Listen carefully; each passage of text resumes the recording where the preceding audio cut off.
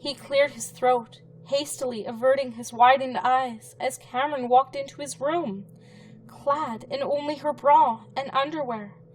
"What are you doing?" he asked, pleased that he could sound ticked off when a beautiful machine was standing over him. His hands were behind his head, and he tried to calm his rapidly beating heart as he lay lazily draped over the small bed. He shifted his gaze over at the clock quickly and then returned his attention back to the almost naked girl in front of him. "It's midnight, Cameron. Unlike you, I need sleep." She cocked her head to the side in that robotic, curious way that always made him smirk a little. Without saying anything, she settled herself beside him, lying side by side. It had been the same position when Cameron had tried to talk him out of seeing Riley, the same position that had done something to him. It made John realize he could no longer deny his attraction to Cameron, at least to himself. It didn't mean he couldn't deny it to everybody else. "Whoa, hey, Mom told you about walking around like that. You can't just... Oh my God." His breathing quickened, but he tried not to let it show, as he forced himself to remain even as she pushed herself against him. She was completely on her side, facing him, so close that the middle of her chest was flush with his upper shoulder. "What are you doing?" "I'm not walking." "Well, not right now." He slammed his mouth shut, not finishing his sentence. His eyelids fluttered against his cheeks at the feel of her running her cool hand along the side of his face. "I like the way you feel," she whispered, pausing as her fingers ran up his stubble-covered jaw. "I saw something today. It confused me. Before Riley was dead, you did kiss her." It was more of a statement than a question, and his teeth clenched slightly at the mention of his dead girlfriend.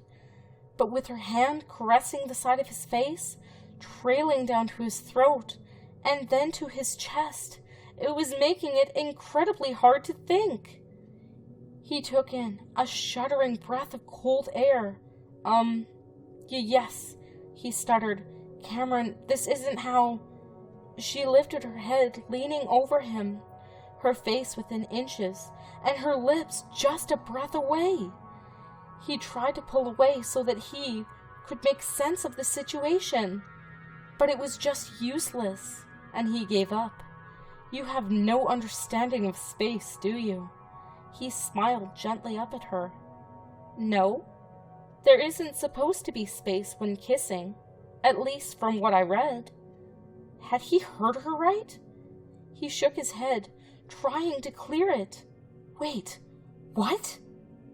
"Will you kiss me, John? I want to know what it feels like."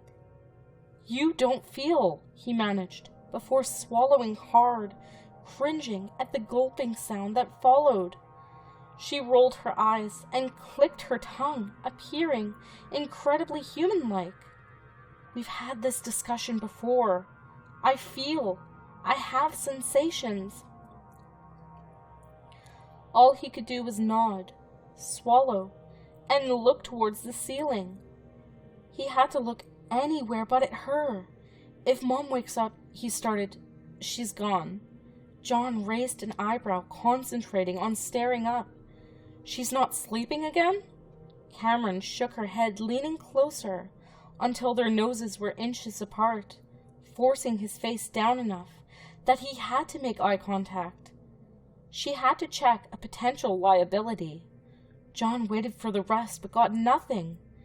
"You gonna tell me the rest of that sentence?" "Please shut up now," her voice commanded.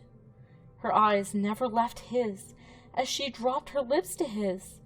It could be described as a one-sided kiss if Cameron had been human, but coming from a machine, it was understandable that she didn't know exactly what to do.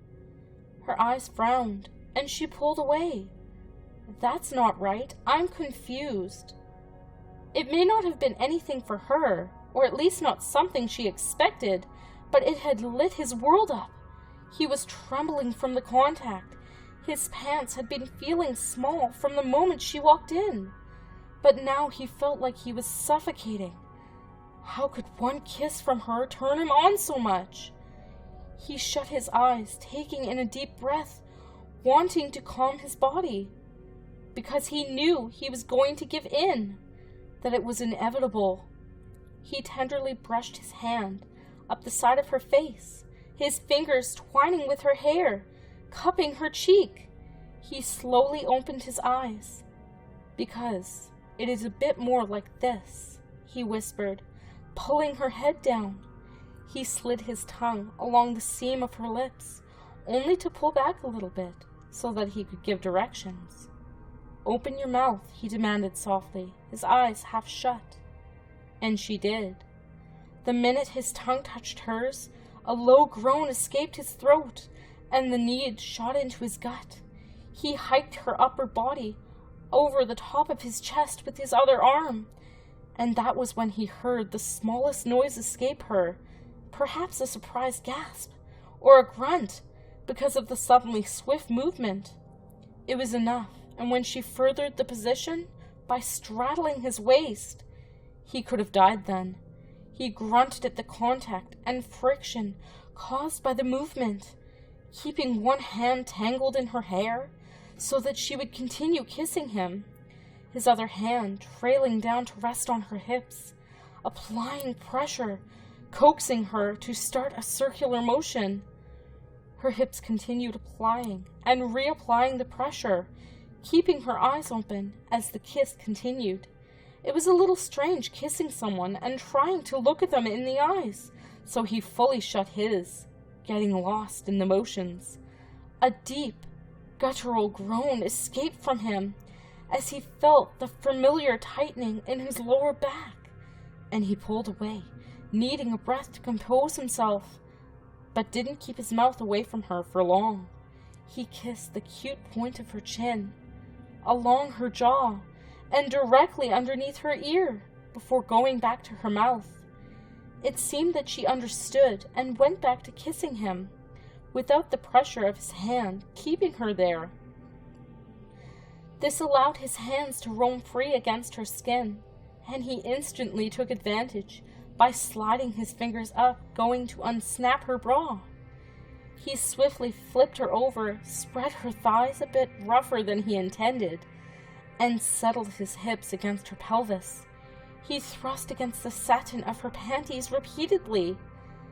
"Yes," he panted, not sure if it was because of the friction between their hips, thrusting with perfect pressure now that he had control, or if it was because her breasts were so damn perfect. Her eyes followed his every movement. That puzzled curiosity presented in her face, which actually looked flushed as he examined her slightly. That look made him falter in his excitement. This was wrong. He started to pull away, an apologetic look on his face. "I'm sorry, Cameron. I got carried away," he whispered. She stopped him swiftly by reaching for his hand and placing it on her left breast. "John Connor, I belong to you. You can do whatever you want to me." "I know that, but..." She searched his face. "I love you." The surprise when she said that always came, always made him remember that she was a machine, but very, very different. It was as if she was part machine and part human. She made him believe it every time she said it. Now was no different. "I love you too," he whispered. "Will you have sexual intercourse with me now?"